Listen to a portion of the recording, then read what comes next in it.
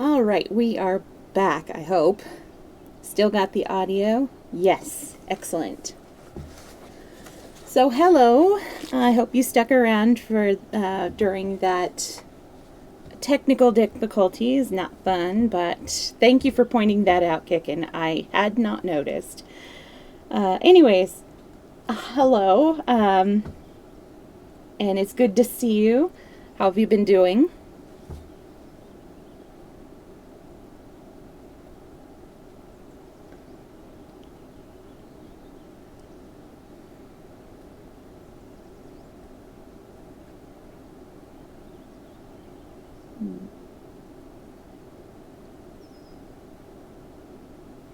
I should try working on this little collection of books again. Try to spruce it up a little bit so that it's not all just starkly white.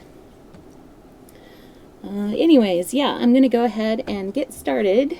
We are on part 3 of 20,000 Leagues Under the Sea. And this is looking like it's going to be a long series of videos, so that's nice. Anyways, Chapter 14, The Black River. The portion of the terrestrial globe occupied by water is estimated at 80 million of acres.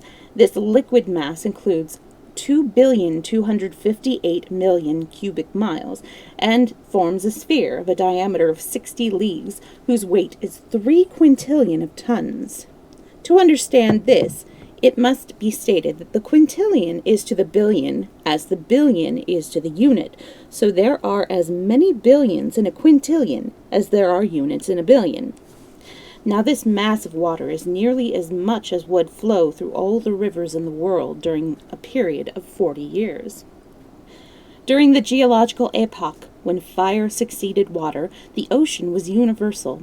Then, by degrees, the summits of mountains appeared, islands emerged, disappeared again under partial flooding, reappeared, united themselves, formed continents, and, at length, the earth remained as we see it. The solid had gained from the liquid 37,657 square miles. The configuration of the continents permits of the division of the water into 5 great oceans: the Arctic and Antarctic, the Indian, the Atlantic, and the Pacific. The Pacific Ocean extends from north to south between the polar circles, from west to east between Asia and America to a distance of 145 degrees of longitude. It is the most tranquil of seas. Its currents are wide and slow, its tides not excessive, its rains abundant. Such was the ocean which fate had destined me to traverse under such strange conditions. "Professor Anoraks," said Captain Nemo to me, "let us endeavor to ascertain our true position and fix the points of departure for this voyage. It wants 11:45 noon. I am about to go up to the surface." The captain pressed an electric bell 3 times. The pumps began to expel the water from the reservoirs. The needles of the manometer marked the ascent of the Nautilus by the different pressures. She stopped.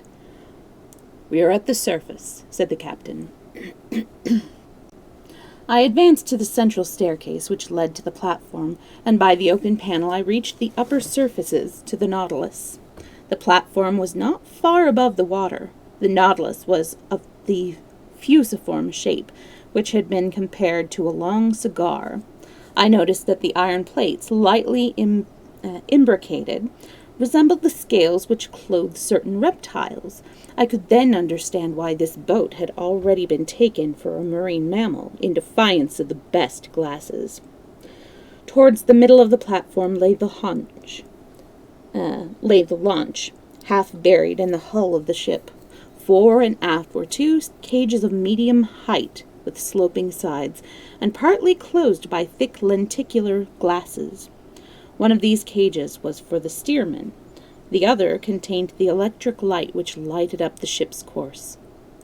The sea was lovely, the sky clear. The long vessel scarcely rose to the lazy undulations of the ocean. A light breeze from the east ruffled the surface. The horizon was perfectly clear for observation. There was nothing in sight, not a rock, not an island. No more of the Abraham Lincoln. Captain Nemo finished with his sextant, took the sun's altitude, which was to give him his latitude.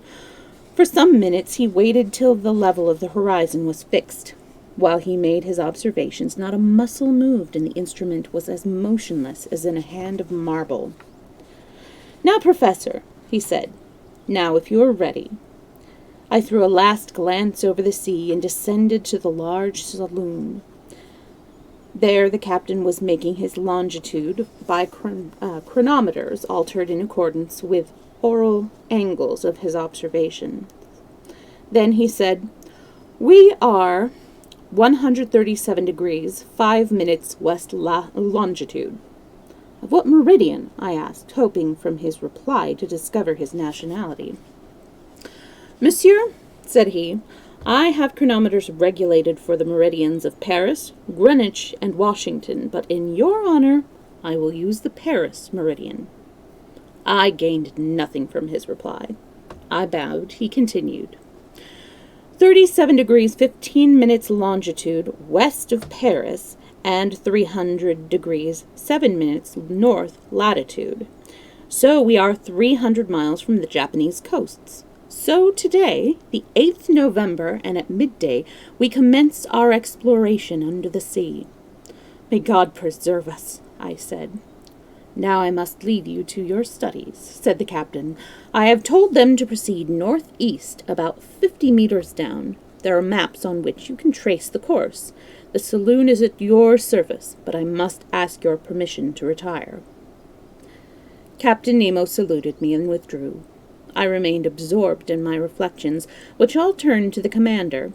Should I never know to what notion this mysterious man belonged, who boasted that he was no longer of any? The hatred he had vowed against the human race, too. I wondered who had provoked that. Was he one of those misunderstood savants, a genius to whom all was bitterness, a modern Galileo, or even one of those scientific men like Commander Maury, whose career had been cut short by political revolutions? I could not then determine. He met me coolly, though he had taken me on board and treated me hospitably while my life was in his hand. But he had not accepted my extended hand, neither had he offered me his own. For a whole hour I remained plunged in these reflections, seeking to pierce this mystery which interests me so deeply. Then my gaze became fixed upon the large map upon the table, and I placed my finger upon the very spot where the latitude and longitude lately arrived at intersected. The sea has its rivers as a continent. There are the special currents recognizable by their temperature and their color, of which the most remarkable is the Gulf Stream. Science has determined the direction of 5 principal currents on the globe: one in the North Atlantic, one in the South Atlantic, a third in the North Pacific, a fourth in the South Pacific, and a fifth in the Southern Indian Ocean. It is even probable that a 6th current existed formerly in the Northern Indian Ocean, since the Caspian and Aral Seas, united with the great Asian lakes, only formed one and the same sheet of water. Now, at the point indicated on the map, one of these currents started, the Kuro-Sivo of the Japanese, the Black River, which, leaving the Bay of Bengal, warmed by a tropical sun, traversed the Strait of Malacca, extends along the coast of Asia, flows into the North Pacific near the Aleutian Islands, bearing trunks of the camphor tree and other indigenous products, and contrasting the pure indigo of its warm waters with the waves of the ocean. This was the current that the Nautilus was about to follow. I traced it up and perceived that it was lost in the vastness of the Pacific, and I felt myself carried away by it when Ned Land and Conseil appeared in the door of the apartment. My two brave companions appeared petrified at the sight of the marvels presented to their gaze. "Where are we?" cried the Canadian. "In the Quebec Museum?" "If monsieur has no objection, this may rather be the Musée de Sommerard." "My friends," I said, as I signed for them to enter, "you are neither in Canada nor France, but on board the Nautilus, at 50 yards beneath the surface of the sea." "We must credit monsieur if he says so," replied Conseil, "but this salon is enough to astonish even a Fleming like myself." "Give and rein to your astonishment, then, and look around you, for a classifier of your reputation there is something to do here." I had not much need to encourage Conseil. The brave lad, bent over the cases, was already muttering, "Class Gasteropods, family Bucinoids, I don't know. Genus Porcelain, species Cypre Madagascarensis. Yeah. Meantime, Ned Land, who was not much of a naturalist, was making inquiries respecting my interview with Captain Nemo. Had I found out who he was, whence he came, whither he was going, to what depth he was dragging us, and 1,000 questions to which I had no time to reply. I told him all I knew, or rather all that I did not know, on those points, and inquired that he had heard or seen on his side. "Nothing at all," he replied. "Not even the crew. I suppose they are not electric by this chance, are they not?" "Electric!" I exclaimed. "Faith, I am inclined to think so. But you, Monsieur Anorax, eclectic." No, it was electric. "How many men do you think there are on board? 10, 20, 50, 100? "I do not know how to answer, Ned," I said. "Moreover, take my advice. Give up the idea of yours to seize the Nautilus and make your escape. This boat is one of the chefs d'oeuvre of modern industry, and I would have been sorry not to have seen it. Many people would accept the situation if it were only to wander about amongst all these wonderful things. So keep quiet and try to see what passes around us. "See," replied the harpooner, "there is nothing to see. One will see nothing in this iron prison. We are moving. We are sailing blindly." As Ned was speaking, the light was suddenly extinguished and a profound darkness supervened. So rapidly was the light withdrawn that my eyes retained an impression somewhat similar to that which is produced when darkness is suddenly illuminated. We remained silent and motionless, not knowing what surprise, agreeable or otherwise, awaited us. A rustling noise was heard, as if the panels at the side were being moved. "It is the end of the world," said Land. "Order of Medusae," murmured Conseil. Suddenly daylight appeared at each side of the room across 2 oblong openings. Liquid masses appeared vividly illuminated. 2 crystal plates separated us from the sea. I shuddered at first at the thought that these fragile walls might give way, but the strong copper supports afforded them an almost infinite resistance against pressure. The sea was distinctively visible in a radius of a mile around the Nautilus, and what a spectacle it was! What pen can describe it? Who could depict the effects of the light across these transparent waves and the softness of the successive gradations to the upper or lower depths of the ocean? The diaphanous quality of the sea is well known. We know that its clearness is superior to fresh water. The mineral and organic substances which it holds in suspension even increase its transparency.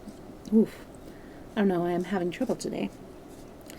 In certain parts of the ocean, in the Antilles, the sand can be perceived at a depth of 145 yards, and the force of penetration of the solar rays seems to descend to a deep depth of 300 yards. But in the middle course of sea pursued by the Nautilus, the electric light was produced in the very bosom of the deep. It was no more like a luminous ocean, it was a liquid light. If we can admit Ehrenberg's hypothesis that there is a phosphorescent illumination at the bottom of the sea, then nature has certainly reserved for the inhabitants of the ocean one of its most wonderful sights, and I was able to judge of it here by the play of this light. Upon each side a window opened upon these unexplored abysses. The darkness of the room made the exterior more clearly visible, and we kept gazing as if the pure crystal was the glass case of an immense aquarium. The Nautilus did not appear to move, because guiding marks were absent. Sometimes the lines of water divided by the spur passed before our eyes with wonderful rapidity. Perfectly amazed we were seated before these glasses, and no one spoke, till Conseil said, "You wanted to see something, friend Ned. Do you see now?" "Very curious indeed," exclaimed the Canadian, who, forgetful of his anger and his plans for flight, had submitted to the fascination. "And people would come from a very great distance to see such a sight as this." "Ah," I thought, "I understand the life of this man. He has made a world of his own, which reserves for him her most extraordinary wonders." "But the fish!" the Canadian cried. "I don't see any fish." "What does that matter?" replied Conseil, "since you do not know them." "I? Why, I am a fisherman." And on this subject a discussion arose between the friends, for they knew the fish, but each in a different fashion. Everybody knows that fishes form the fourth and last class of the vertebrate animals. They have been correctly defined as vertebrates with double circulation and cold blood, breathing by means of gills and destined to live in water. They form two distinct series, that of osseous fish, that is to say, those whose dorsal fin is made of osseous vertebrae, and the cartilaginous fishes, whose dorsal fin is composed of cartilaginous vertebrae. These are words. The Canadian may have been acquainted with this distinction, but Conseil knew a good deal more, and now, bound in friendship to Ned, he could not hint that he knew less than himself. So he said, "Friend Ned, you are a killer of fish, and a very skillful fisherman. You have captured a great number of those animals, but I will bet that you do not know how they are classed." "Indeed," replied the harpooner, "they are classed as fish you may eat, and those you may not." "That is merely the distinction of a gourmand," said Conseil. "But tell me if you know the difference between osseous and cartilaginous fish." "Perhaps so," replied the Canadian. "And the subdivision of those two great classes? I have some doubt about it." "Well then, Fred Ned, listen and learn. The osseous fishes are subdivided into 6 orders. First, the acanthopterygians, whose upper jaw is complete and movable, and those whose gills somewhat resemble a comb. This order consists of 15 families, that is to say 3/4 of the known fishes. Type the common perch. Not bad to eat, said Land.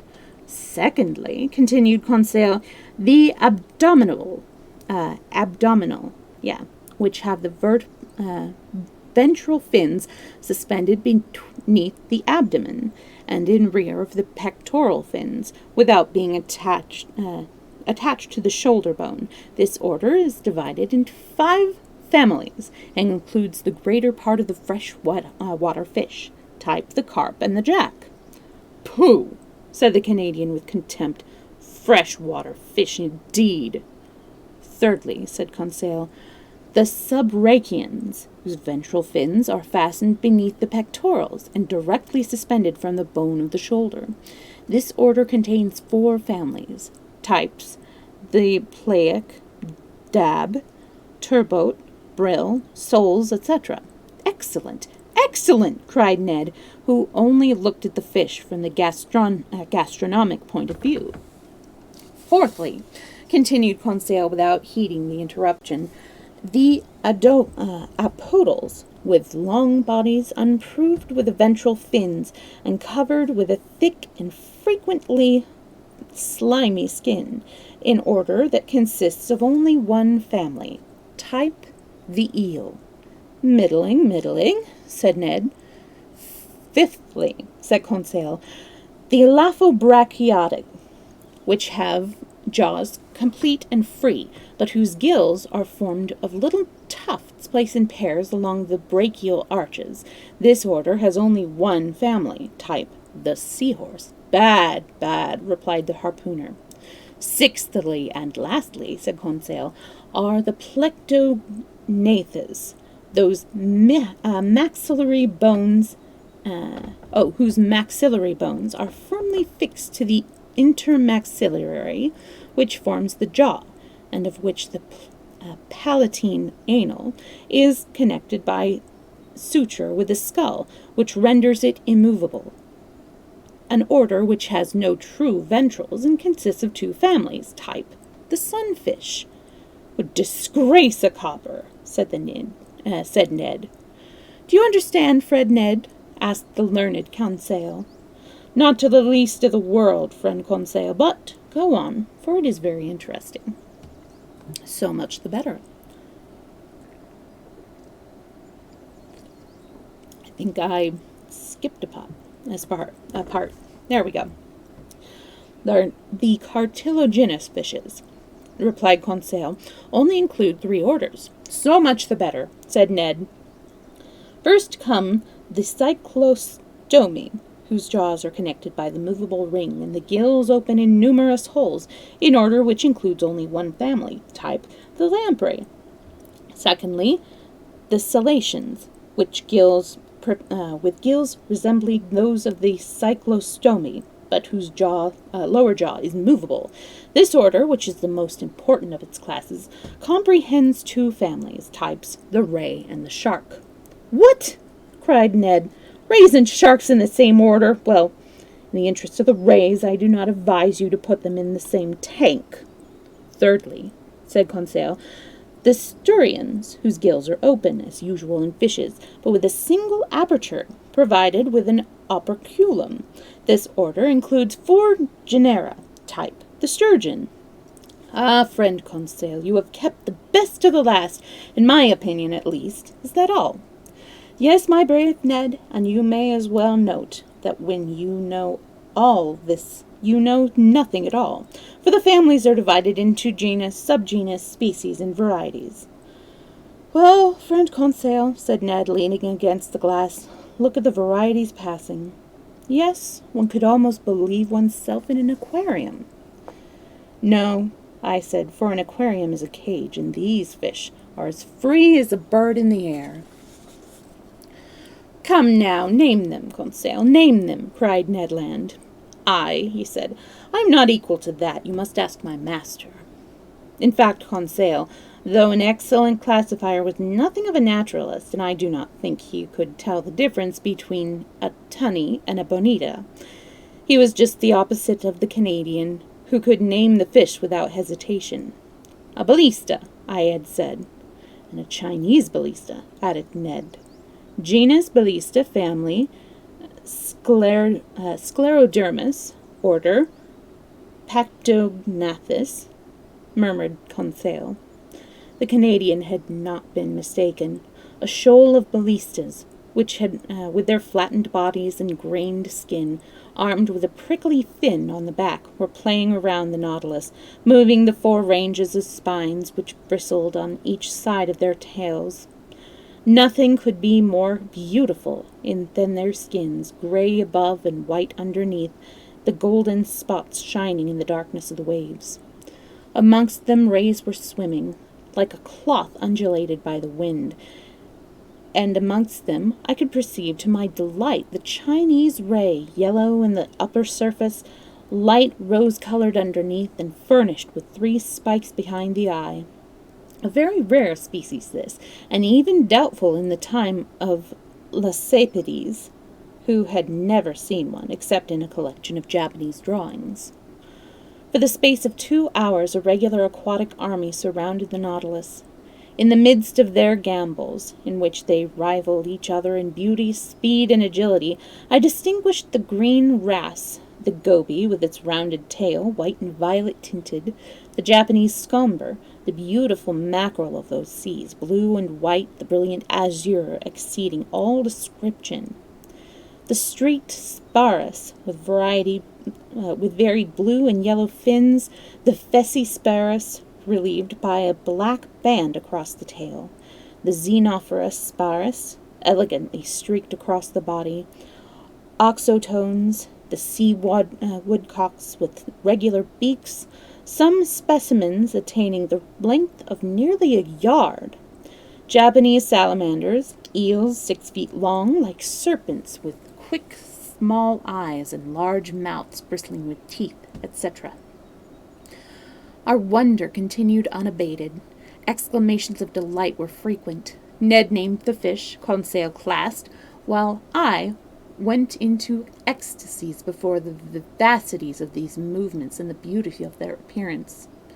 I had never had an opportunity to observe these animals living and in their native waters till now.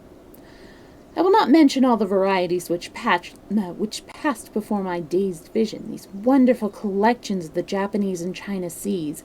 These fishes were more numerous than our birds in the air, and were doubtless attracted by the electric light. Suddenly light again appeared in the room, the panels were closed, and the enchanting vision disappeared. I thought of what I had seen for a long time until my gaze fell upon the instrument suspended upon the wall. The compass. I noticed pointed north-northeast. The manometer gave a pressure of 5 atmospheres, corresponding to a depth of 50 yards, and the electric gong indicated a speed of 15 miles an hour. I waited for Captain Nemo. He did not appear. It was 5 o'clock. Ned and Conseil returned to their cabin, and I went to my room. There I found my dinner prepared. It was composed of turtle soup, mullet fillets, prepared from the Emperor Holocanthus, the taste of which appeared to me to be superior to salmon. I passed the evening in reading, writing, and reflection. Then sleep asserted its sway, and I retired to my grass couch and slept soundly, while the Nautilus skimmed across the rapid currents of the Black River.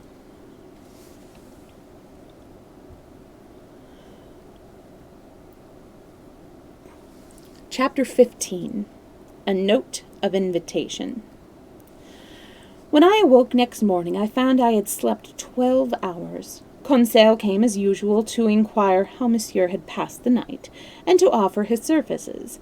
He had left the Canadian sleeping like a man who had never done such a thing in his life before. I let Conseil chatter away, but did not reply. I was thinking of the absence of Captain Nemo, and I was hoping to see him again. I was soon dressed in my garments of byssus, upon which Conseil commented freely. I informed him that the material was made from the silky fibers which attach the jambonneau, a sort of shellfish very common in the Mediterranean, to the rocks. Formerly stockings and gloves were made of these filaments, and proved to be very warm and soft. The crew of the Nautilus could thus clothe themselves at will, independently of cotton, wool, or silkworms. When I was dressed, I proceeded to the saloon. It was empty. I plunged at once into conchology. I also inspected the large collection of aquatic plants of the rarest kinds, and which, although dried, still preserved their wonderful colorings. Amongst these beautiful hydrophytes, I remarked the ventricular cledosfes, the vine-leaved colupes, etc. In fact, the whole series of seaweeds. The whole day passed without my receiving a visit from Captain Nemo. The panels did not open. Perhaps he was afraid I should get tired of the sight. The Nautilus still headed north-northeast. The pace was 16 miles an hour, and the depth 60 meters. Next day, November 10th, there was the same freedom and the same solitude. I saw none of the ship's company. Ned and Conseil passed the greater part of the day with me. They were astonished at the inexplicable absence of the captain. Was he ill? Had he altered his plans concerning us? After all, as Conseil remarked, we enjoyed complete freedom, and were well and abundantly fed. Our host observed the terms of the treaty, and, more so, even the singularity of our situation had some real compensation, so that we had no right to find fault with him. Upon that day I commenced to write a record of our adventures, which was enabled me to relate them with such exactness, and I wrote upon a paper made from the sea-wrack. Upon the 11th November, the influx of fresh air, very early in the morning, apprised us that we had risen to the surface to replenish the store of oxygen. I ascended the staircase and passed out upon the platform. It was 6 o'clock. The sky was cloudy. The sea looked gray but calm. Scarce a ripple ruffled the surface. I wondered whether Captain Nemo would appear. I expected to see him, but could only perceive the helmsman in the glass cage. I sat down upon the protuberance formed by the hull of the launch, and inhaled the delicious sea breeze. The mist gradually rose under the influence of the rising sun, which soon flashed up over the eastern horizon, throwing a fiery track like a lighted powder train across the sea. The scattered clouds were tinged with bright and variegated colors, while the numerous mare's tails indicated a breeze. But what did a storm matter to the Nautilus? I was admiring the beautiful sunrise when I heard someone ascend to the platform. I expected to see Captain Nemo, but it was his mate, whom I had already met on the first interview with the captain. The mate came up, but did not seem to notice my presence, and he proceeded to sweep the horizon with his powerful glass. His observation having terminated, he approached the panel and pronounced the following sentence. I remember the exact terms, because every morning the same words were repeated under the same conditions. The sentence ran thus: Notron respoc lorni vir. What that meant I cannot say. Having pronounced those words, the mate descended, and I, fancying the Nautilus would now resume her course, followed him, and returned to my room. 5 days passed in a similar manner. Every morning I ascended the platform. The same phrase was pronounced by the same person, but Captain Nemo never appeared. I had made up my mind that I should see him no more, when, on the 16th November, as I entered my room with Conseil and Ned, I found a note on my table addressed to me. I opened it quickly. It was written in a clear, bold hand. Something of a German type was evident. To Monsieur Aronnax, on board the Nautilus, 16 November, 1867. Captain Nemo requests the pleasure of Professor Aronnax's society at a shooting party, to be held tomorrow morning in the woods of the island of Crespo. Captain Nemo hopes that nothing will prevent Monsieur Aronnax from attending, and will be pleased if his companions will also join the party. A shooting party? Cried Ned. And in the forests of Crespo? Added Conseil. But this particular gentleman must go ashore, then, said Ned. It is sufficiently clear from the note, I said, rereading it. Well, we must accept the invitation, said the Canadian. Once on shore, we shall know what to do. Moreover, I shall not be sorry to have a little fresh meat. without stopping to reconcile the inconsistency of Captain Nemo, who, while professing horror of continents and islands, yet goes shooting in a wood. I merely accepted the invitation. Let us find where this island of Crespo is. I turned to the map, and at 32 degrees 40 minutes north latitude and 167 degrees 50 minutes east longitude, I found the island discovered by Captain Crespo in 1801. The old Spanish maps called it Rocco de la Plata, or Silver Rock. We were then about 1,800 miles from our starting point, and the course of the Nautilus was now rather southeast. I pointed out to my companions the little rock situated in the midst of the Pacific Ocean. If Captain Nemo is going to land at all, I said, he has chosen the very smallest of desert islands. Ned Land nodded without speaking, and then he and Conseil left me to myself. After supper, which was served by the silent and impassible steward, I retired, but much preoccupied. Next morning I perceived that the Nautilus was stationary. I dressed hastily and proceeded to the to the saloon. There I found Captain Nemo. He was awaiting me. He got up, saluted me, and asked whether it would suit me to accompany him. As he made no allusion to his absence during the last 8 days, neither did I, and merely replied that my companions and myself were ready to go with him. "But, monsieur," said I must ask you a question." "Ask it, Monsieur Anorax," said he, "and if I can reply to it, I will." "How is it that you have had renounced all intercourse with the earth, can possess woods in the Isle of Crespo?" "The woods I possess," he replied, "require no light nor heat from the sun. No lion, tiger, panther, nor any other quadruped inhabits them. They are known to me alone. They exist but for me. They are not terrestrial, but submarine forests." "Submarine!" I exclaimed. "Yes." "And you ask me to go thither?" "Precisely." "On foot?" "Yes, and dry-shod." "And shoot?" "And shoot." "With a gun in hand?" "Gun in hand."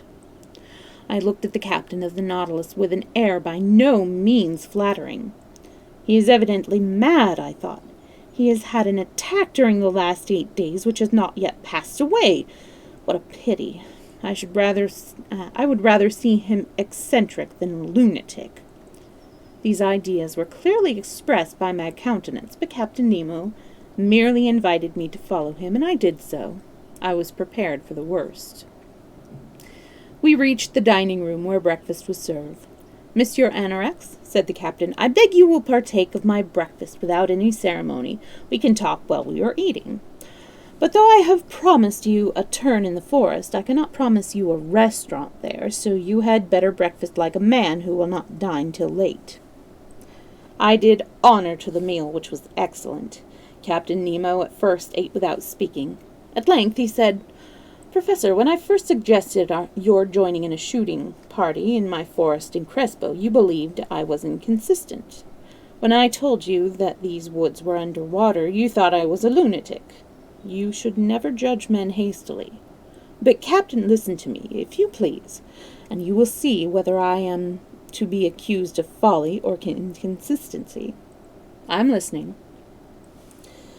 "You are aware that a man can live under water so long as he can carry with him a supply of atmospheric air. In all submarine works the artisan is clothed with a waterproof dress, and his hand is covered with a metal helmet. He receives the air by means of force pumps and the regulators of the supply." "Like the diver's jacket," I said. "Somewhat, but in those conditions the man is not free. He is attached to a pump by an india-rubber tube, a chain which binds him to the bank, and if we were thus tied to the Nautilus, we could not go far." "And how do you obtain the desired freedom?" I asked. "By employing the Rouquayrol Denayrou's apparatus, invented by 2 of our countrymen, your countrymen, but which I have perfected for my own use, and which you may yourself make use of, without any inconvenience whatsoever. The apparatus is composed of a reservoir of sheet iron, in which I store the air under a pressure of 50 atmospheres. This reservoir is carried on the back like a soldier's knapsack. The upper part forms a box from which the air, restrained by a sort of bellows, cannot escape except at the normal tension. In the Rouquayrol apparatus, as we employ it, 2 india-rubber tubes from this box open into a sort of a respirator, which covers the head of the operator, one for the introduction, and the other for the expulsion of the air, and the tongue closes one or the other, as the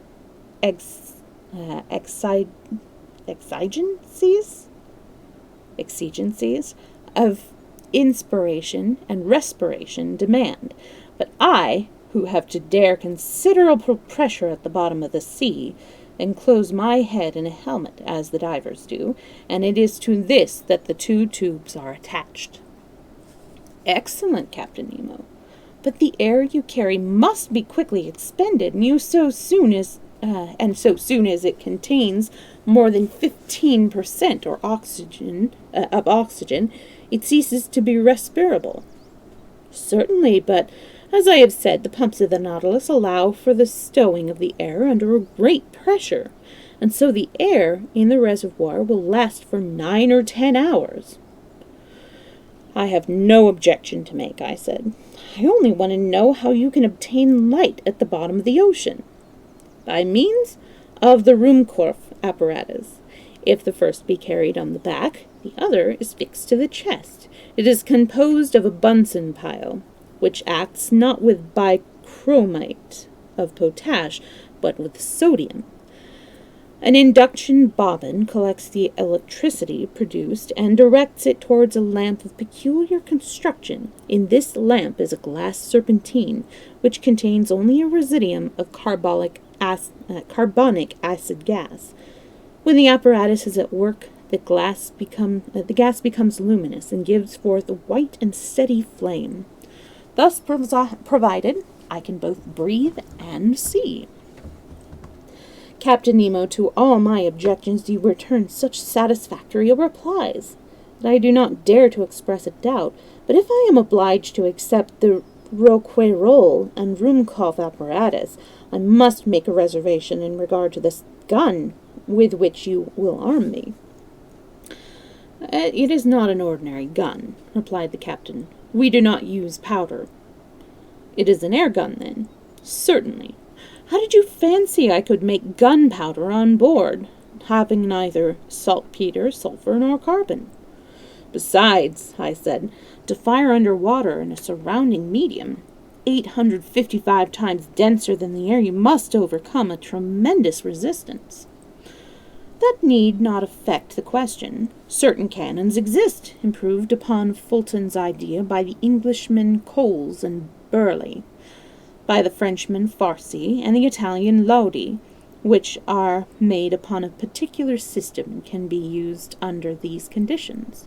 But I repeat that having no powder, I have to replace it by air at high pressure, which I can obtain in abundance by means of the pumps of the Nautilus.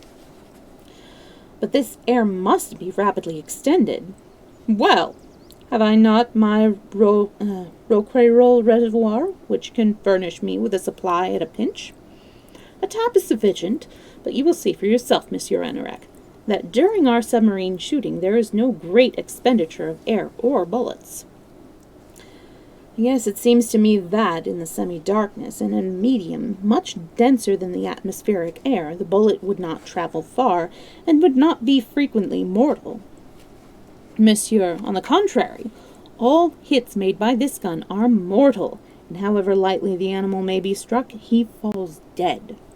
Why? Because I do not use ordinary bullets, but little glass capsules invented by the Austrian chemist Zennebrock, and of which I have a large supply. These are covered with steel and weighted with lead, true Leyden jars, in fact, in which electricity reaches a high tension, At the slightest resistance they burst, and the animal, however powerful he may be, falls dead. I may add that these capsules are no bigger than number 4, and that 6 of them is the usual charge. I do not question it, I said, rising, and I have no more to do than take my gun. So where you go, I go. Captain Nemo then led me to the stern of the Nautilus, and as we passed the cabin where Ned and Conseil were seated, I called them to accompany us. We all soon reached a small cabin near the engine room, and in which we were to be fitted out for our expedition. I'm going to take a small break here.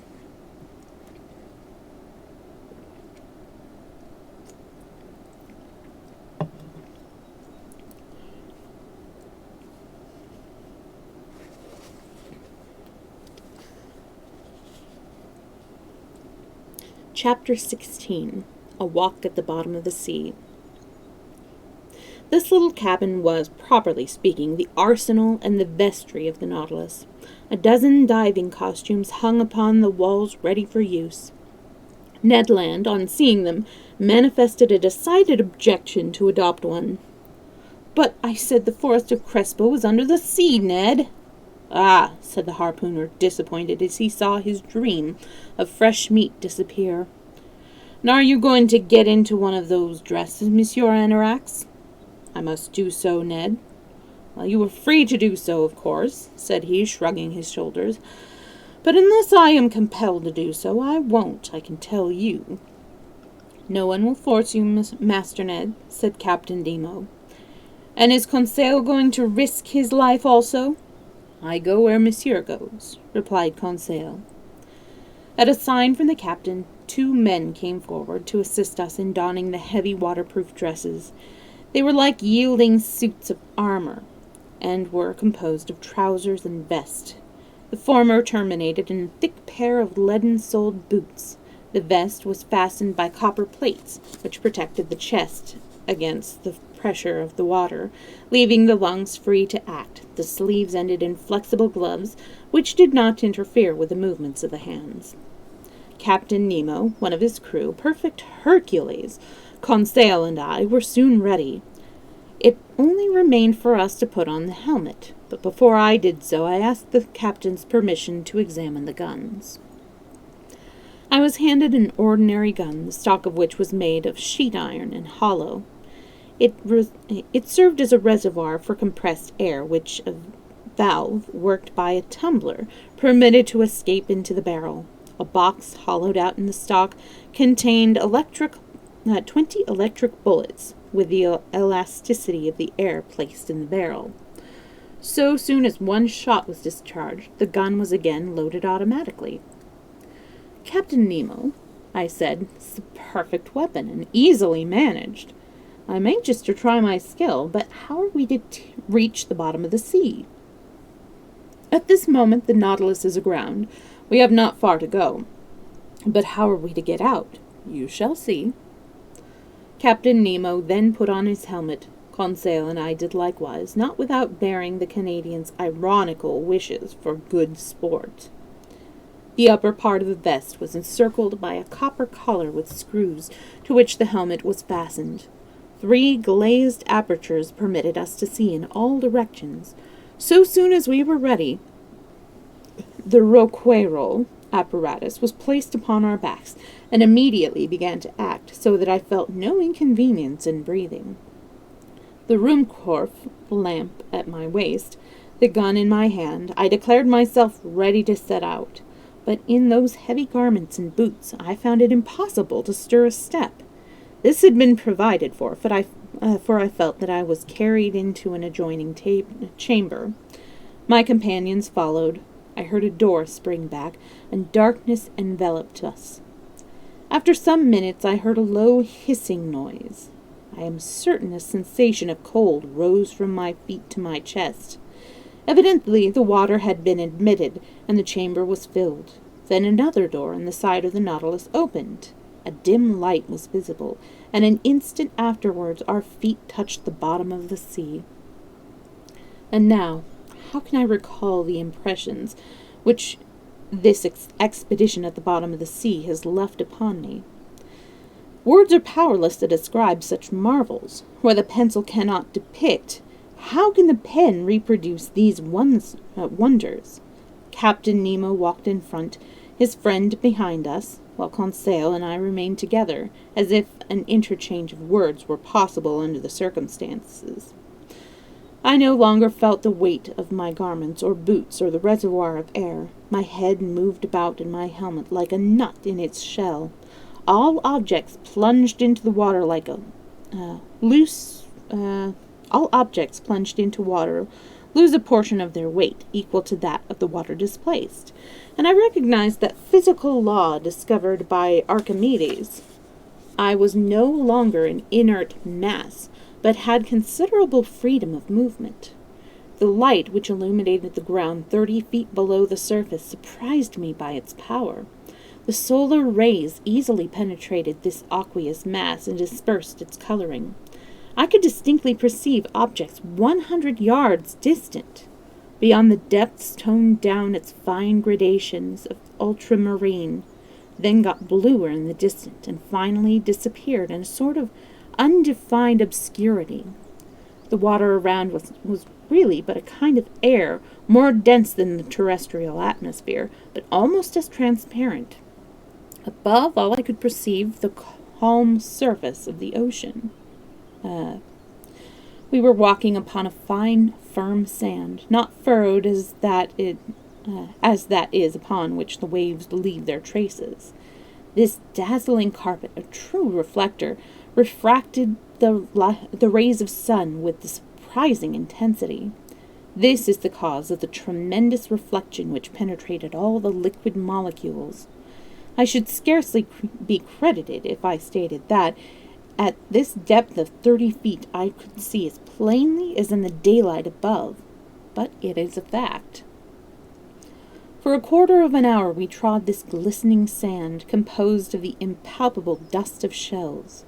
The hull of the Nautilus, standing out like a rock, disappeared by degrees, but the light was burning to facilitate our return in the evening. It is difficult for those who have only seen the electric light on shore to realize its vivid stream of brilliancy. There the dust which the air contains gives it the appearance of a luminous fog, while under the sea the light is transmitted with incomparable purity. We kept going forward, and the plain of sand appeared boundless. I put by with my hands the liquid curtains, which immediately closed behind me, while the pressure of the water obliterated their footsteps in the sand. Some objects in the distance now attracted our attention. I recognized magnificent first formations of rocks covered with zoophytes of the most beautiful species, and I was struck with the peculiar effect of the sea at this depth. It was 10 o'clock. The sun's ray struck the water at a somewhat acute angle, and the light, decomposed by the contact as in a prism, flowers, rocks, plants, shells, polyps, were variegated with all the colors of the solar spectrums. It was wonderful, a perfect feast for the eyes. The mixture of colors and tones of color formed a regular kaleidoscope of green, orange, yellow, violet, indigo, and blue. In a word, all of the colors of the palette of an artist gone mad. How I longed to exchange with Conseil the sensations and ideas which possessed me, and I did not know even how to converse by signs as Captain Nemo and his companion did. So, as a last resort, I talked to myself, and in so doing very likely used more air than was altogether desirable. Conseil was equally delighted. He was evidently classing all those specimens of zoophytes and mollusks as hard as he could. Polyps and echinoderms abounded, the variegated isis and cornulares, which live by themselves, the clumps of virgin ocularis, or white coral, the mushroom-like fungi, the anemones fixed by their muscular discs, formed quite a parterre of flowers, enameled by the porpites dressed out in their necklaces of blue tentacles, the starfish which shone upon the sand, and the astrophytons, like beautiful lace worked by naiads, moved in the gentle undulations as our footsteps pressed upon the splendid mollusks as lay around in thousands. But it was necessary to get along, and we went ahead, while above us the phycelides waved their long tentacles over our heads. The umbrella-like medusae, with their opal and pink coloring surrounded by a scroll-work of azure, sheltered us from the sun's ray, and the pelagia panopyres, which in the obscurity sprinkled our path with phosphorescent light. All these wonders were observed within the space of a quarter of a mile, and I scarcely stopped to observe them. Following Captain Nemo, who beckoned us onward, we found the nature of the ground began to change. To the plain of sand succeeded the viscous deposit termed ooze, composed entirely of siliceous or calcareous shells. We then passed through the prairie of algae, plants which the water had not disturbed, and whose growth was as of fungus nature. These grassy plants were often soft to the feet, and rivaled in the softness of their texture the finest carpets ever made, a light arch of marine plants, also becoming to this extensive family of algae, of which there are more than 2,000 known species, crossed the surface of the ocean. I could see, floating in long bands of fucus, some globular, some tubular, Laurentiae, Cladostophy, the plain Rhodymene, like the fans of the cactus, but also observed with the green plants kept near the surface, while the red varieties grew lower down, leaving to the black and brown hydrophytes the formation of the lowest gardens of the sea. These algae are really wonderful. This family produces the largest and at the same time the smallest vegetation in the world. While one may count 40,000 almost imperceptible plants in the space of a few square inches, one can collect fucus, those whose length exceed many 100 feet. We had been absent from the Nautilus about an hour and a half. It was nearly noon. I could see that the sun's rays were perpendicular and did not refract. The magical appearance of the colors disappeared by degrees, and the shades of sapphire and emerald disappeared from our sky. We proceeded at a steady pace, stepping together in a manner which resounded loudly from the ground. The slightest noises were transmitted with a clearness to which the ear on land is unaccustomed. Water is a much better conductor of sound than air, and the rapidity of the transmission of sounds is quadrupled in the former compound. Now the ground descended steeply, and the light assumed a uniform tint. We had reached a depth of 100 yards, and under a pressure of 10 atmospheres, but our divers' dresses were so constructed that we felt no inconvenience from the pressure. I only felt a little uncomfortable sensation in my fingers, which, however, quickly passed away. I felt no fatigue whatever, notwithstanding the unaccustomed harshness I wore. My movement, assisted as they were by the water, were perfectly unconstrained. At this depth of 300 feet I could see the sun's rays, but feebly. To their intense brilliancy, a crepuscular ruddiness had succeeded a sort of twilight. We could, however, see sufficiently well to proceed, and the Ruhmkorff was not required. Captain Nemo stopped here. He waited till I had rejoined him, and he then pointed to some mass which formed a thick shade at a little distance. That is the forest of Crespo, I thought, and I was not mistaken. I don't know why, but today my voice is a bit rough.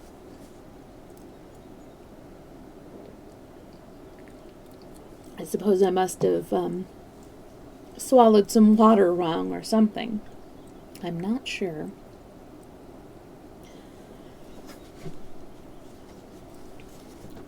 Chapter 17. A Submarine Forest. We had at length reached the borders of this forest, without doubt one of the most beautiful in the extensive domains of Captain Nemo. He looked upon them as his own, and arrogated to himself the same rights as the first inhabitants of the world's infancy. Moreover, he who would dispute him the possession of this submarine domain? What other and more hardy pioneer would have come, hatchet in hand, to cut down these dark coppices? This forest was composed of immense arborescent plants, and as soon as we had entered it, I was struck by the peculiar disposition of their branches, such as I had not ever before observed. None of the grasses which carpeted the earth, nor any of the branches of the plants, were curved, or crest along the ground. They all grew perpendicularly upward toward the surface, not a filament nor a reed, thin and delicate as they were, but stood up straight as a rod of iron. The fucus and the bindweeds grew rigid and perpendicular, sustained by the density of the elements which gave them birth. So stiff were they that when put aside by the hand, they sprang back into their former places. This was indeed a kingdom of uprightness. I soon grew accustomed to this peculiarity, and also to the peculiar obscurity which surrounded us. The ground was encumbered with sharp blocks of stone, difficult to avoid. The submarine flora appeared to me to be as extensive and even more rich than under the tropical or arctic zones, where the production are less numerous. But for some minutes I involuntarily confounded the zoophytes and hydrophytes, the animals and the plants. And who would not have done so? So thickly are the flora and fauna of their submarine world interspersed. I observed that all these productions of the vegetable kingdom were only attached to the ground by a single superficial base. Deprived of roots, indifferent to a solid body, sand, shellfish, shells, or shingle, which supported them, they only asked a support, not life. These plants are born of themselves. The principle of their existence is the water, which nourishes and sustains them. The greater number of them, instead of leaves, possessed only capriciously formed lamels, and were very limited in their scales of color, which only included rose carmine, green, olive, fawn color, and brown. I perceive here, but not dried, as on board the Nautilus, the peacock padines spread out in a fan-like form, as if to woo the breeze, and a number of other marine plants totally devoid of flowers. A curious anomaly, a whimsical element, as has been said by a witty naturalist, in which the animal kingdom flowers, and the vegetable kingdom does not flower at all.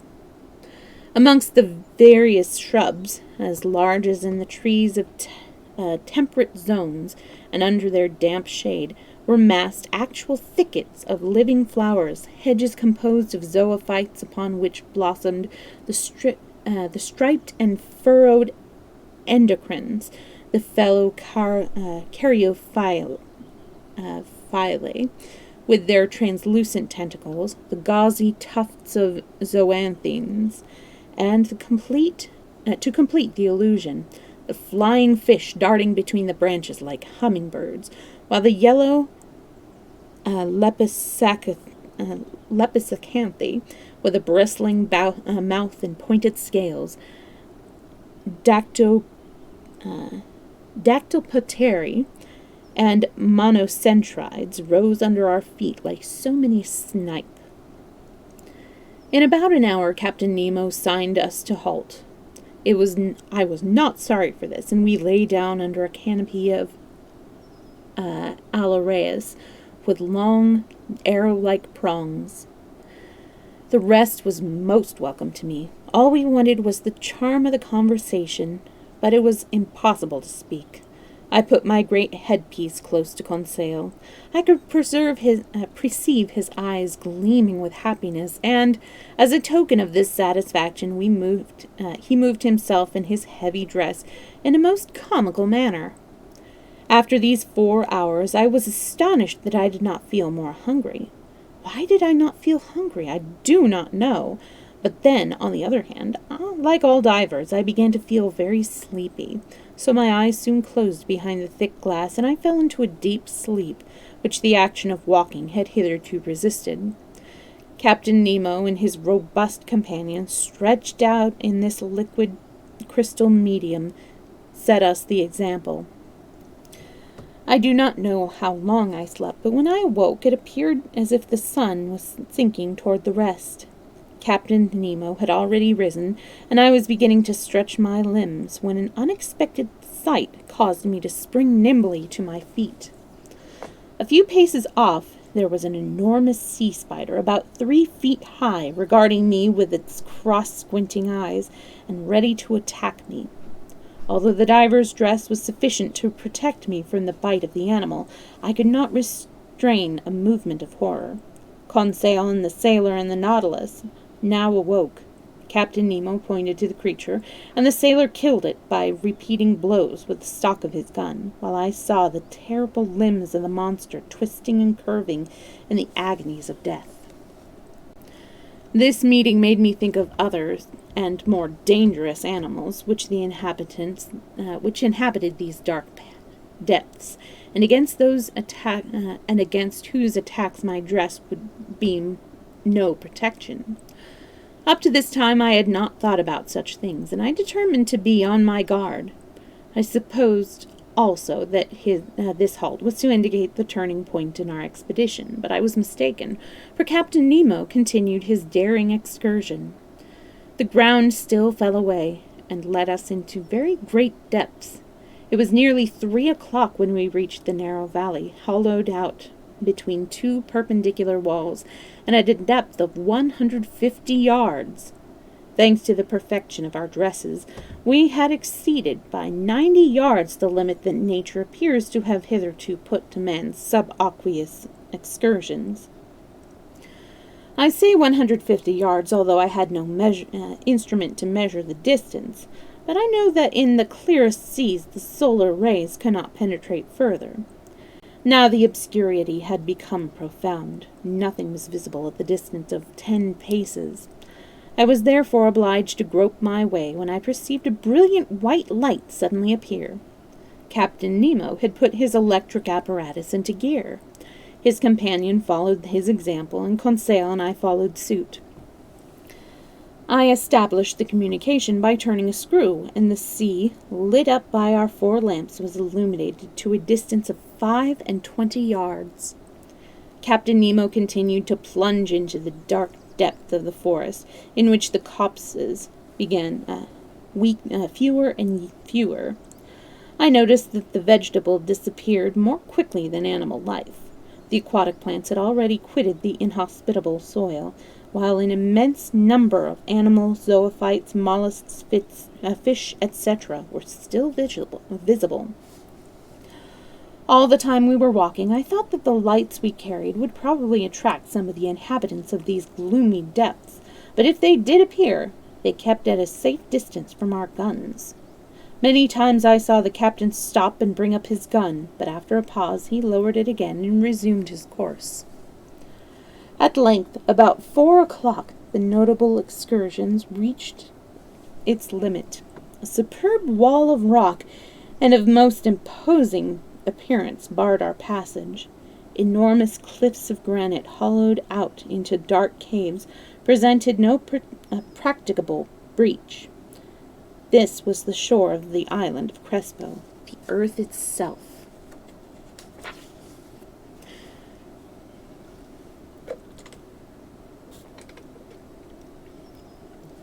Captain Nemo stopped at once. He signed for us to halt, and desirous as I was to cross the wall of rock, I was obliged to comply. Here Captain Nemo's territory ceased. He had no wish to go farther. Beyond that lay the portion of the globe which he never wished to tread. The return journey was commenced. Captain Nemo resumed the lead and proceeded without hesitation. We did not return by the same route as we had come. This new direction, very stiff and consequently very laborious, brought us rapidly to the surface of the ocean. Nevertheless, the ascent was not so steep as the descent had lately been, and which sudden changes lead to grave disorders, and are the cause of fatal internal injuries to divers. The light quickly reappeared and increased. The sun was already low in the sky, and the refraction again surrounded the various objects with a spectral halo. At a depth of 10 yards we met a crowd of little fishes of all kinds, more numerous and more active than birds in the air. But no aquatic game worthy of a bullet met our gaze. Just then I saw the captain shoulder his gun and follow some moving object in the coppice. He fired. I heard a feeble hissing, and the animal fell dead a few paces off. It was a magnificent sea otter, the only exclusively marine animal. Mammal. This was about 4 feet long, and would fetch a high price. Its skin and of a dark chestnut hue above and silver below would make one of these splendid furs so sought after in Russia and Chinese markets. The fineness and the luster of the skin would make it worth 2,000 francs. I admired its rounded head, small ears, round eyes, its white mustache, resembling that of a cat, its webbed feet and tufted tail. This valuable animal, hunted and trapped by fishermen, is becoming extremely rare, and it usually takes refuge in the southern portions of the Pacific, where, apparently, its species will soon become extinct. Captain Nemo's messmate shouldered the animal, and we resumed our route. For an hour the sand plain extended round us. It ascended often to within 6 feet of the surface. I could at these times perceive our images clearly reflected upside down above us, and an identical party imitated all our gestures in every other way like ourselves, except that their heads were at the surface and their feet in the air. There was another effect to be noted. This was the passage of thick clouds which formed and vanished rapidly, but as I reflected, I understood that these supposed clouds were only due to the varying thickness of the long furrows at the bottom, and I could perceive even the fleecy masses which their broken crests multiplied upon the water. They were only the shadows of the great birds which flew over our heads and whose rapid skimming over the surface I could not detect. At this time I was witness to one of the most splendid shots that ever thrilled a sportsman with delight. A large bird with immense spread of wings was distinctly visible.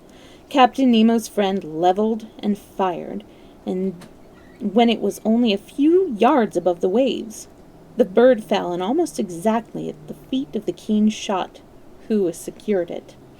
It proved to be an albatross with the most beautiful species, a splendid specimen of seabird. Our progress had not been interrupted by this incident. For 2 hours we followed, sometimes a sandy plain, sometimes a prairie of wrack, very difficult to cross. Frankly, I could not have accomplished much more than when I distinguished a vague gleam which broke the obscurity, about 1/2 mile distant. It was the lantern of the Nautilus. In less than 20 minutes we should be on board, and there I should be able to breathe more at ease, for it appeared to me that the air supplied by my reservoir was deficient in oxygen. But I did not count upon an incident which delayed our arrival. I was about 20 paces behind the others when Captain Nemo hurriedly returned towards me. He dragged me to the ground by main force, while his companion did the same to Conseil. I did not know what to make of this sudden attack, but was somewhat reassured to perceive that the captain lay down close beside me and remained motionless. I was stretched upon the ground under the shade of a clump of sea-wrack, when, As I raised my head, I saw some enormous masses pass noiselessly by, emitting a phosphorescent gleam as they went. My blood ran cold. I recognized the shark. They were two terrible specimens with enormous tails, a dull and glassy stare, and they gave forth a phosphorescent matter from the holes pierced near the muzzles. Their enormous fiery mouths could engulf a man whole within those fearful teeth. I do not know whether Conseil amused himself in classifying them, but for my own part I regarded their shining bellies and their formidable throats bristling with teeth in a very unscientific manner, and more from a victim's than from a naturalist's point of view. Fortunately, these voracious animals cannot see very distinctly.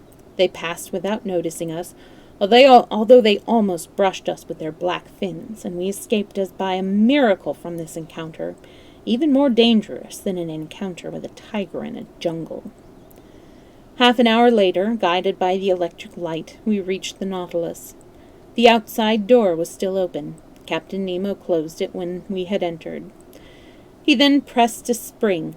I heard the pumps working, and felt the water subsiding around me. In a few moments the cell was quite empty. Then the inner door was opened, and we stepped into the vestry. There our divers' dresses were doffed, but not without difficulty, and worn out, giddy from the want of food and rest, I regained my chamber, quite knocked up by this most extraordinary excursion to the bottom of the sea.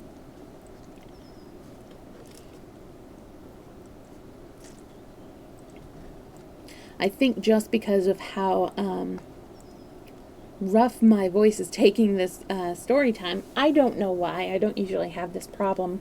I'm only going to do one more chapter.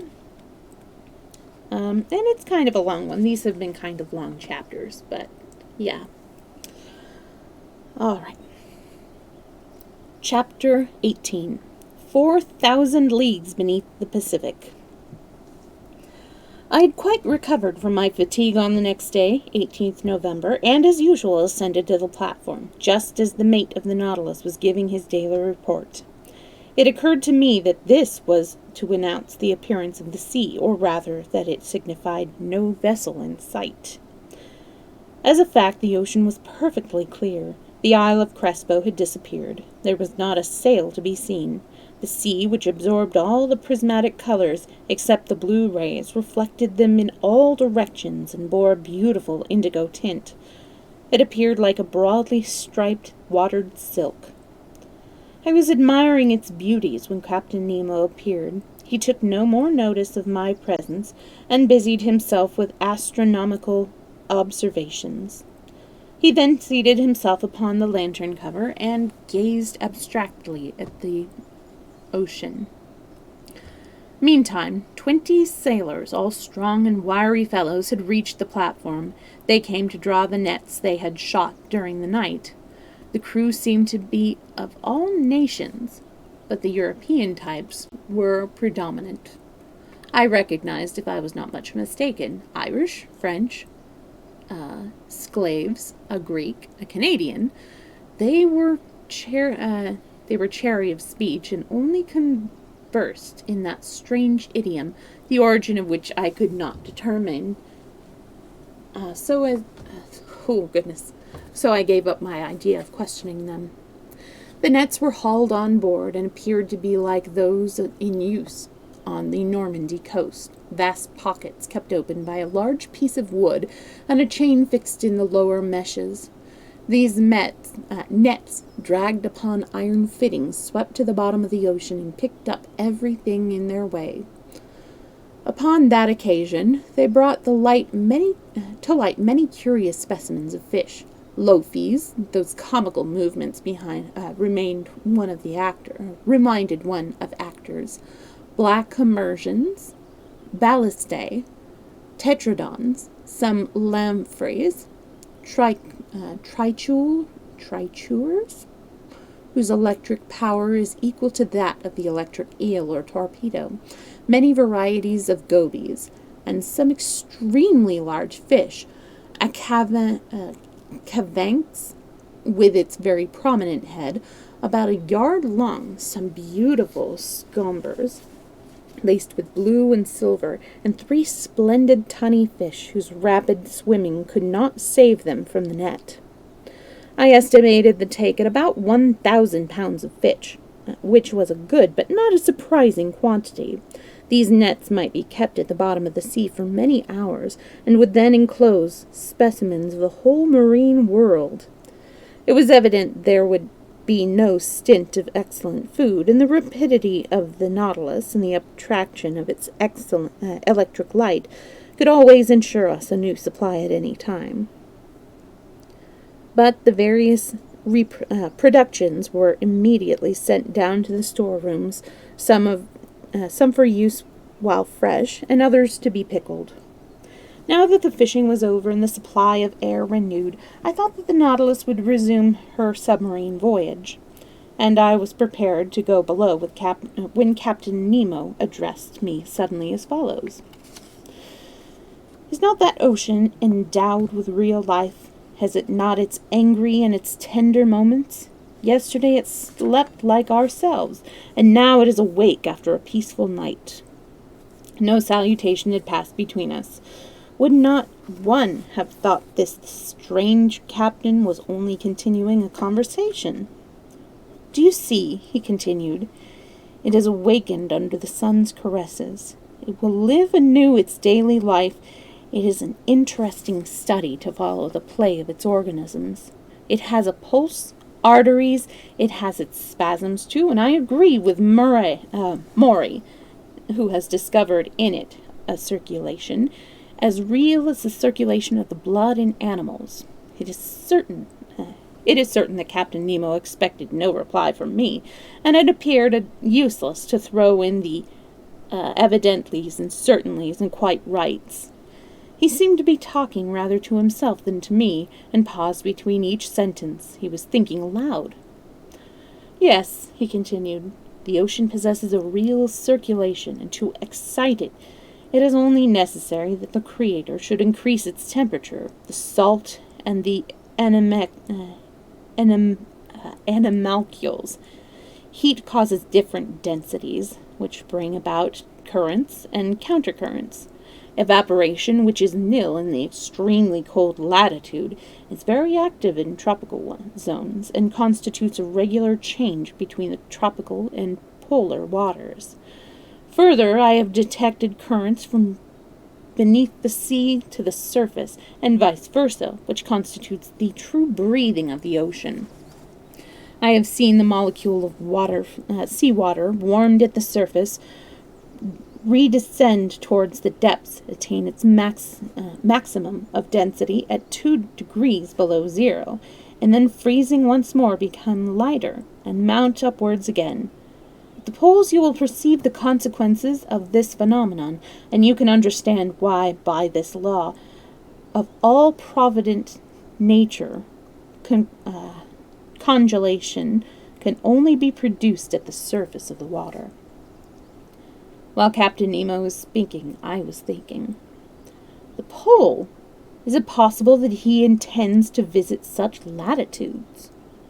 The captain was again silently regarding the element he had so completely studied, and yet was incessantly studying. He resumed. "Salts," he said, "are in the sea in large quantities, and if you could take all that it holds in solution, you would form a mass of 4,500,000 cubic leagues, which, spread out upon the globe, would stretch to a height of more than 10 yards. Do not imagine, either, that the presence of these salts is only due to nature's caprice. Not at all. They make the water less liable to evaporate, and prevent the winds from rising too much vapor, which, in again resolving, would drown the temperature zones.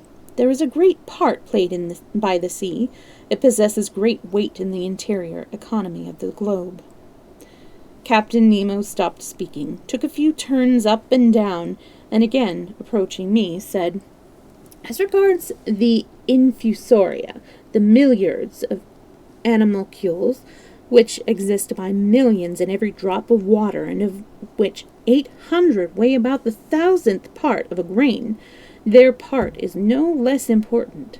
They absorb the marine salts.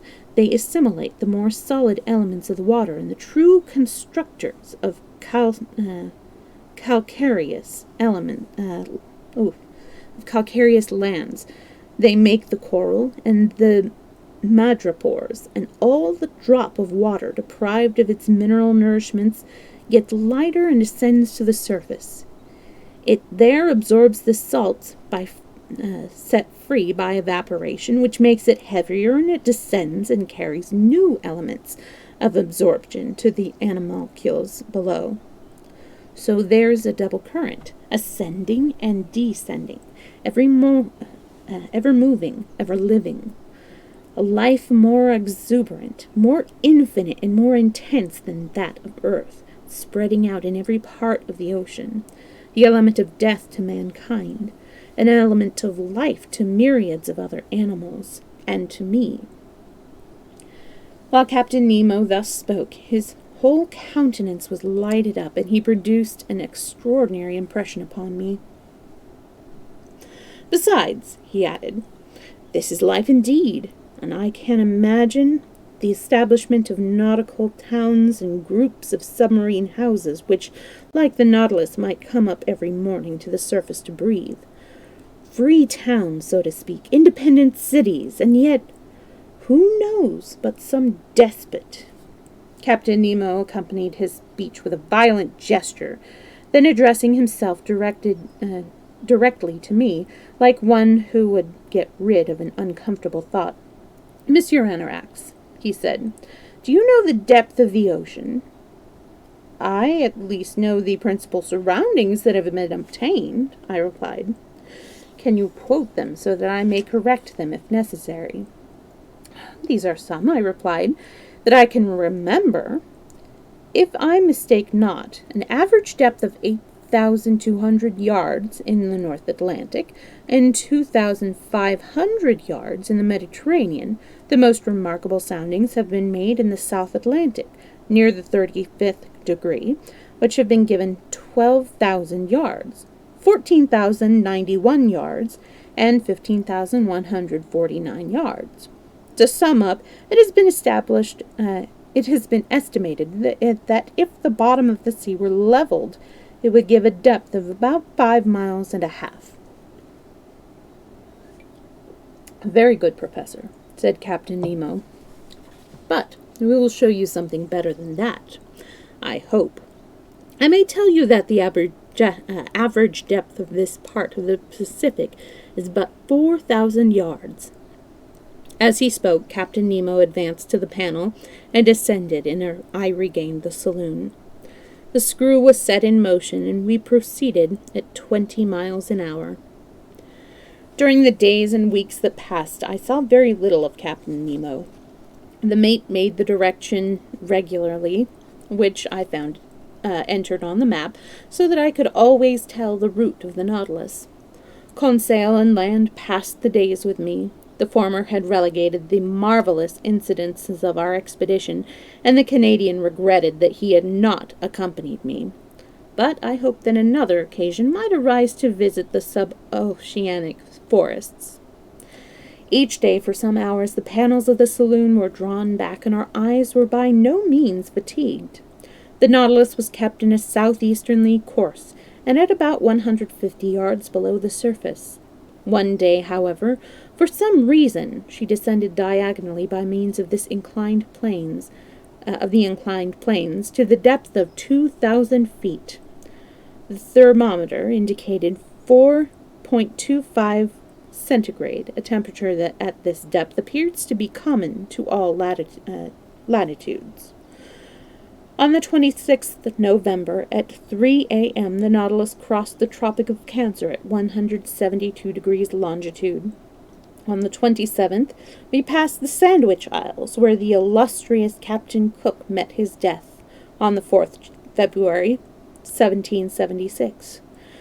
We had then made 4,860 leagues from our starting point.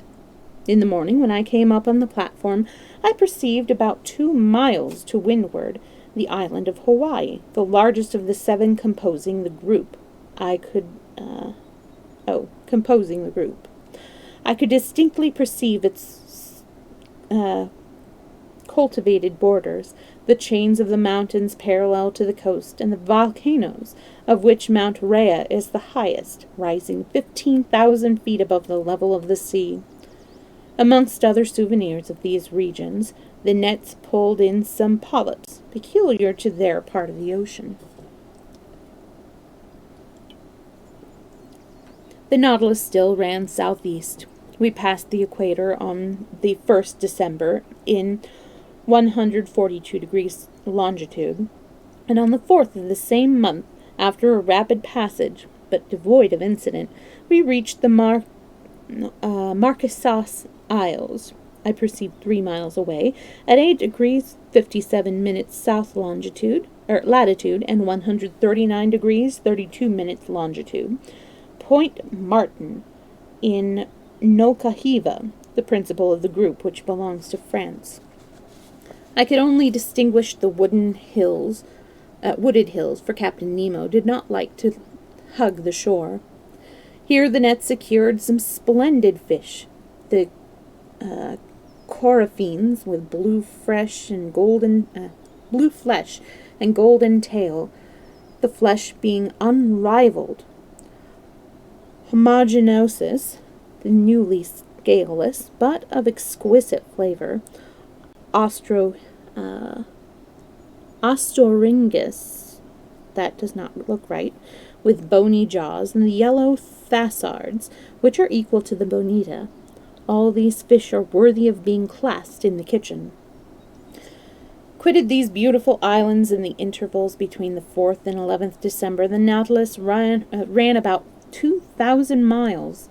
This part of the voyage was marked by one meeting with an immense shoal of calmars, a curious mollusk very like the cuttlefish. The French fishermen call them horned calmars, and they belong to the class of cephalopods, and the family of Dibranchia, which includes likewise the cuttle and the argonaut. These animals are studied particularly by the naturalists of old, furthered numerous metaphors to the orators, at the same time that they supplied an excellent dish to wealthy citizens. That is, if we may believe Athene, a Greek doctor, who lived before Galen.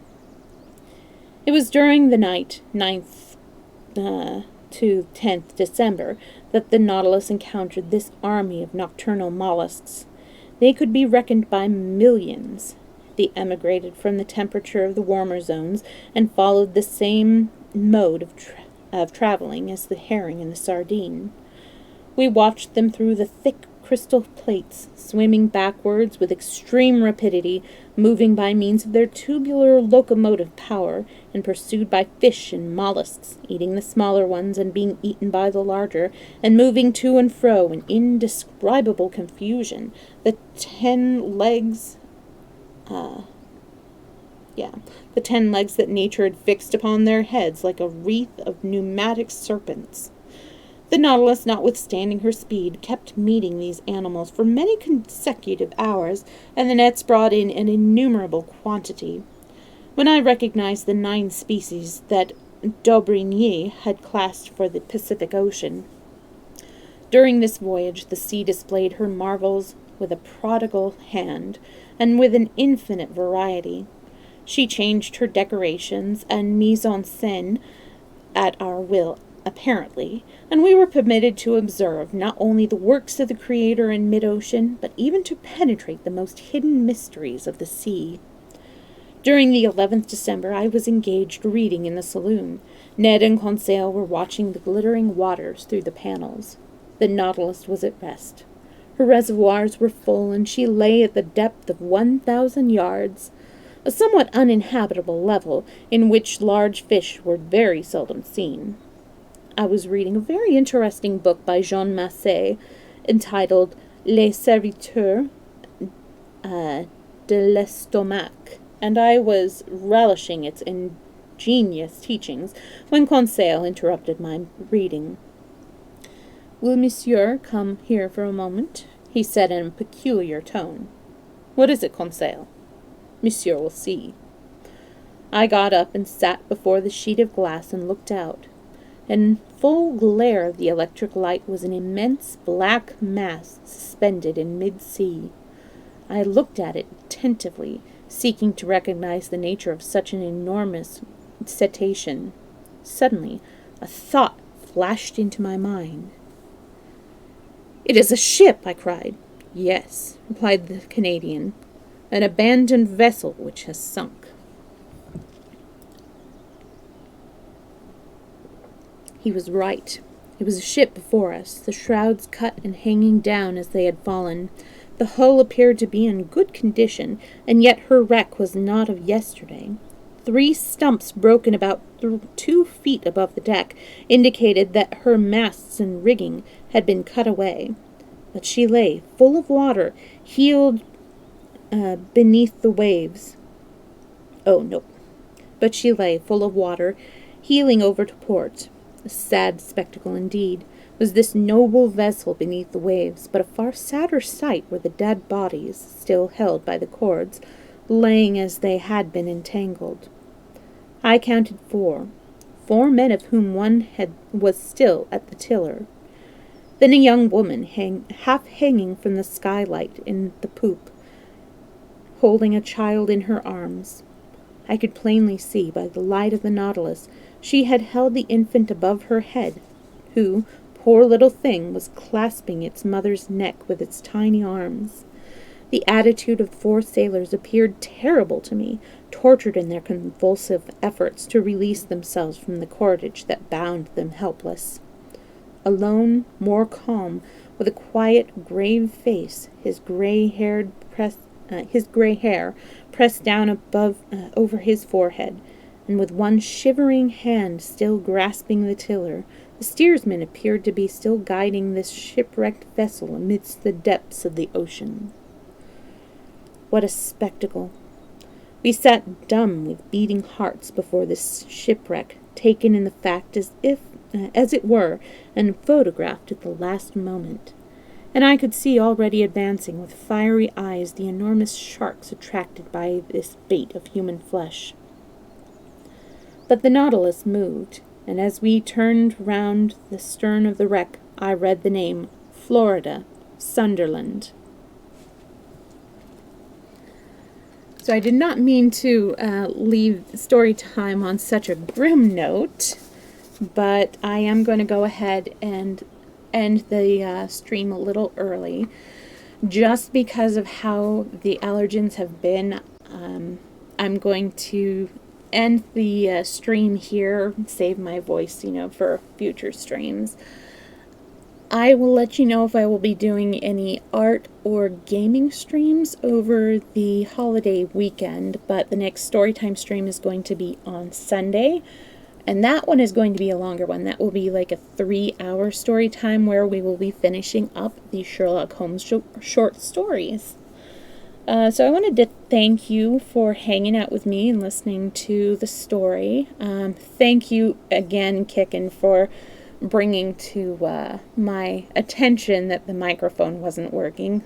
And that has happened once to me before, where I had read a whole 2-hour Storytime stream, then went back to listen to it, and there was absolutely no sound, so I had to redo the whole thing. That was no fun. So it is really, really helpful, and I thank you.